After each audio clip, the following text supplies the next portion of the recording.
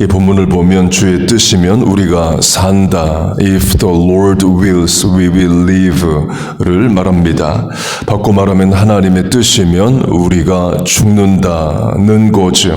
곧 하나님의 뜻 안에서 우리는 살고 죽습니다.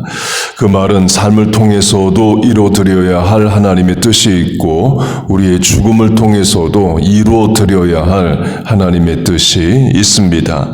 빌립보서 1장으로 하면 사는 것이 그리스도니 죽는 것도 내게 유익이라. 찬송가로 하면 살든지 죽든지 뜻대로 하소서인 거예요.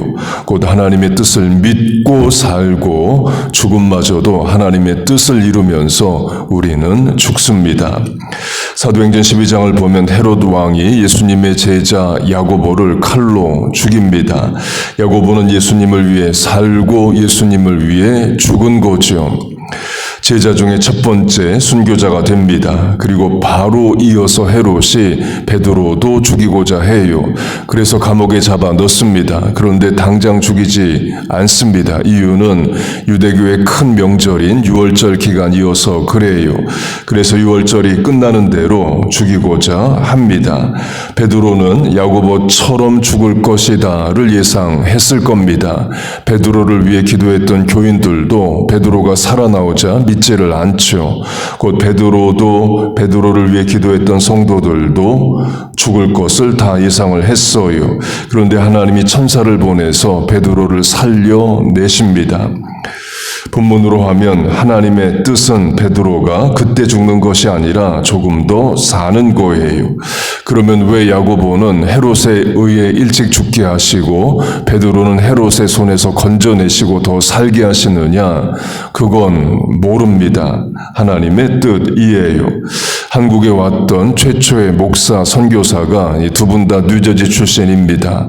뉴저지 드루에서 신학 공부를 한 아펜젤로와 또 뉴저지 뉴브룬스윅에 있는 뉴브룬스윅 신학교, 우리 교단 소속 신학교인 거기서 공부한 언더우드 선교사님이 그분들입니다. 아펜젤로는 27살, 언더우드는 26살에 같은 날 같은 배를 타고 인천에 도착을 합니다. 아펜젤로는 한국의 감리교회를 시작하게 하고 언더우드는 장로교회를 시작합니다. 그렇게 27, 26살이란 비슷한 나이에 같은 날 같은 배를 타고 조선에 선교하러 왔지만 죽는 나이는 아주 다릅니다.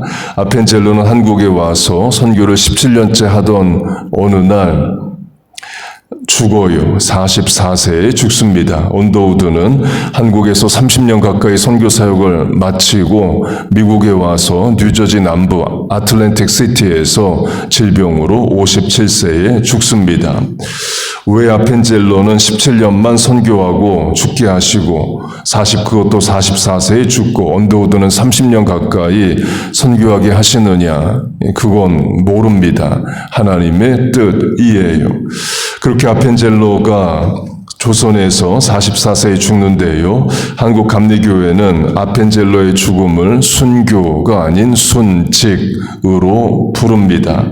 한국 충청남도 서천에 아펜젤로 순직 기념관이 있습니다. 곧 공식적으로 아펜젤로의 죽음은 순직이지 순교로 보지를 않아요. 이유는 아펜젤로가 서해 바다에서 배를 타고 가다가 다른 배와 부딪히게 되면서 배가 침몰하며 죽었기 때문이에요.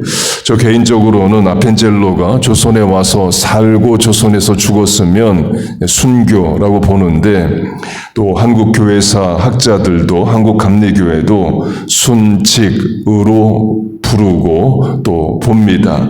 야고보처럼 죽임을 당한 게 아니라 교통사고처럼 해상사고로 죽었기 때문이에요. 아펜젤로가 언더우드처럼 30년 가까이 조선에서 선교를 했으면 많은 일을 감당했을 겁니다. 본문으로 하면 이것이나 저것을 하리라로 많은 사역을 했을 거예요. 그러나 하나님이 아펜젤로에게는 17년만 선교 사역하고 하나님 나라로 오라 그렇게 명하십니다. 야고보로 하면 야고보는 요한과 형제입니다. 특이한 것은 형제지만 야고보는 제자 중에 가장 먼저 순교하여 죽고 요한은 가장 늦게 순교하여 죽습니다. 예수님이 요한에게 예수님의 어머니 마리아를 맡기시죠. 그래서 요한은 어머니 마리아 돌아가실 때까지 모시고 그 다음에 순교한 것으로 전해집니다. 만약 야고보가 일찍 순교하지 않고 요한처럼 오래 살았다면 많은 일을 했을 겁니다. 아펜젤로도 오래 살았다면 한국에서 많은 일을 했을 텐데 하나님이 일찍 데려가셔요. 언더우드로 하면 언더우드는 57세에 질병으로 죽습니다.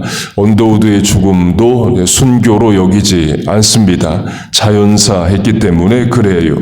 그러나 언더우드는 순교적 삶을 산 거죠. 꼭 죽음의 방법이 죽임을 당해야만 순교는 아닙니다. 조선에 와서 선교를 했다는 자체가 순교적 삶인 거고 곧 살면서도 하는 순교가 있어요. 베드로로 하면 베드로가 예상했던 것은 원래는 야고보처럼 순교하는 겁니다. 그런데 하나님이 더 살라 하셔요. 그러면 하루하루 사는 베드로의 삶은 순교적 삶입니다.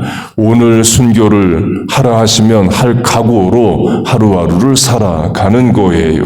그런 베드로의 삶은 순교적 삶인 거죠. 그렇게 살다가 어느 날 하나님이 부르시면 순교로 하나님 나라에 가는 겁니다. 곧 사는 것도 하나님의 명령에 따라 사는 거고 죽는 것도 하나님의 뜻에 따라 우리는 죽습니다. 우리가 다 알 수 없는, 다 하나님이 설명을 안 해주시는 하나님의 뜻이 있어요. 그 뜻 안에서 오늘 우리가 살고 죽습니다. 오늘로 하면 오늘은 하나님이 우리에게 살라고 주신 날이에요. 그러면 하나님의 뜻에 따라 바르게 살면 됩니다. 그러면 오늘 우리에게 뜻하시는 살라고 주신 오늘의 하나님의 뜻은 뭐냐?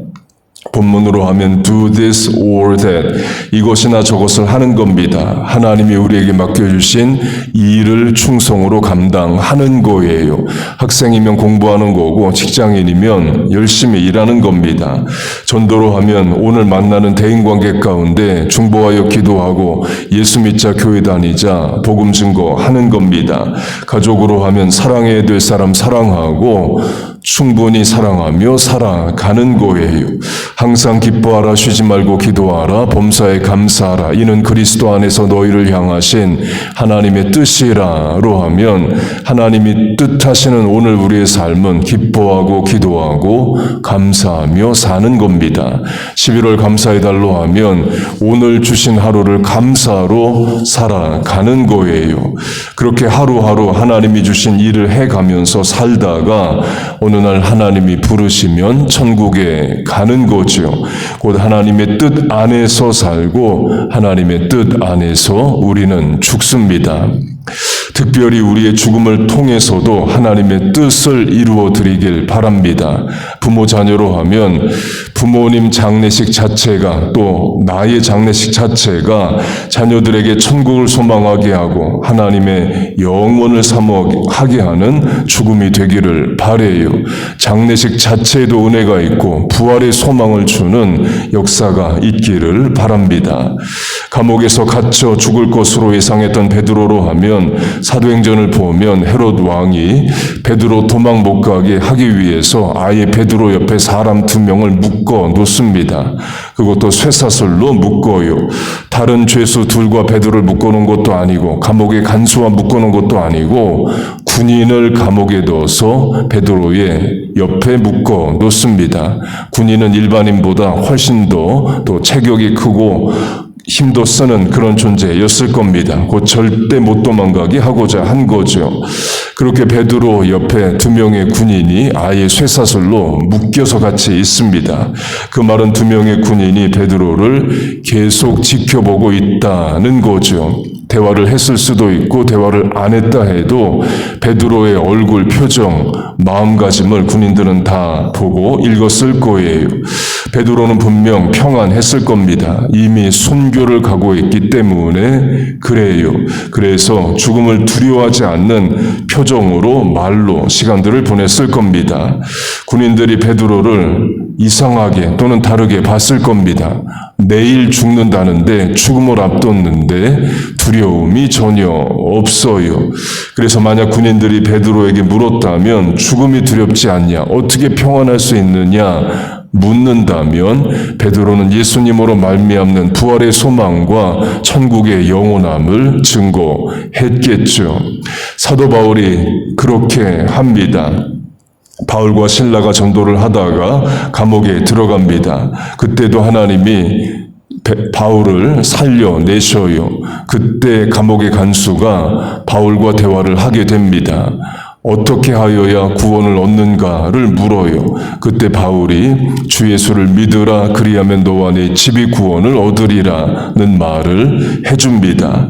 베드로도 군인들과 대화를 했다면 분명 신앙적인 말, 예수 믿으라는 말을 했을 거예요.